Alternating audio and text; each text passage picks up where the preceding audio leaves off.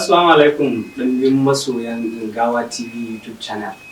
Kamar yadda kuka sani sunana Ismail SK Abubakar. Ni nake ɗauka kuma nake editing na film namu mai suna Ina Mafita wanda muke gabatarwa a Ingawa. Muna jin daɗi da yanda ɗimbin masoyanmu kuke bibiyar mu a YouTube channel namu, sannan kuma da irin shawarwari da kuke bamu akan abubuwan da suka shafi harkar mu domin ci gaban mu da kuma ma al'umma baki daya. A yau ina mai takaicin sanar da ku wani labari da na san ba zai muku daɗi ba, duk da ni ma bai mun ba ko in ce mun ma bai mana ba. Okay, hukumar ta ce fina-finai ta arewacin Najeriya ta ba mu license, ma'ana lasisi na haska fina-finanmu da muka fara haska muku.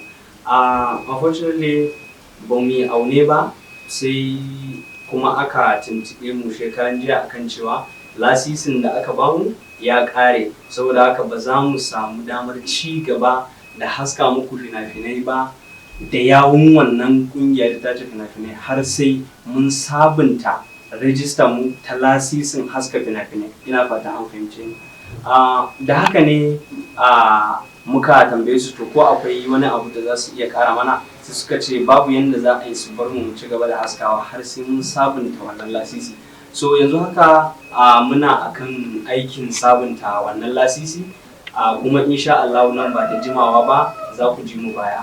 Abinda nake so in ce shine za mu tsaya, ko kuma in ce mun tsaya daga episode na 3 da muka saki muku last Friday, kuma ba za mu samu damar haska wani episode ba har sai ran da Allah ya sa muka sabunta wannan lasisi. So matsala anan ita ne lasisin yana da wuya, process din hanyar da ake bi a samu lasisin yana ɗan da sauri, amma insha Allah mun fara process din, mun yi booking, mun yi komai, insha Allah nan ba da dadewa ba lasisin mu zai kawo. So yanzu dai abin da ya tsaida mu shine wannan lasisin, domin duka ɗaukokin mu suna nan daga episode 1 har inda ba kwa tunani.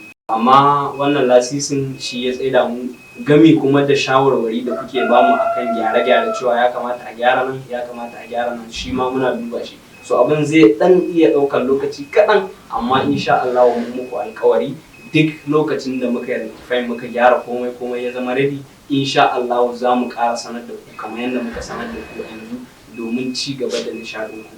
Mun gode. Jama'a assalamu alaikum. Kamar yadda kuka sani dai, ni dai suna na Zara Usale Fantami, wacce kuka fi sani da Adama Kamaye, ko in ce muku Adaman Malam na Ta'ala mai 60 uwar magaji. Wato ina so masoyan mu su biyo mu akan wannan channel namu, wato Ingawa TV ta Dambo kenan fa, Ingawa Dambo, Ingawa TV channel. Ku yi mana subscribe sannan ku danna mana gararrawa domin samun nishadi da annashuwa mai gamsarwa. Assalamu alaikum. Assalamu alaikum warahmatullahi ta'ala wa barakatuhu. Ya ku masoyana, kamar yadda kuka sani ni ce taku har kullum Firdausi, wacce aka fi sani da Ummi a cikin shirin nan na Izzansu, Firdausi kuma a cikin bugun zuciyar masoya. Yau kuma gani a wani location mai suna Ina Mafita. To jama'a ku ci gaba da biyo mu domin kasancewa da wannan sabon shiri namu da muke yi mai suna Ina Mafita, kuma don ku gane cewa ina mafitar take. Muna da YouTube channel namu mai suna Ingawa TV. Za ku iya tuntuɓar mu a duk lokacin da kuka buƙaci sabuwar ɗaukar da muka ɗora. Ku je ku mana subscribe sannan ku danna alamar ƙararrawa domin sabbin shirye-shiryen mu idan mun ɗauka. Ingawa TV.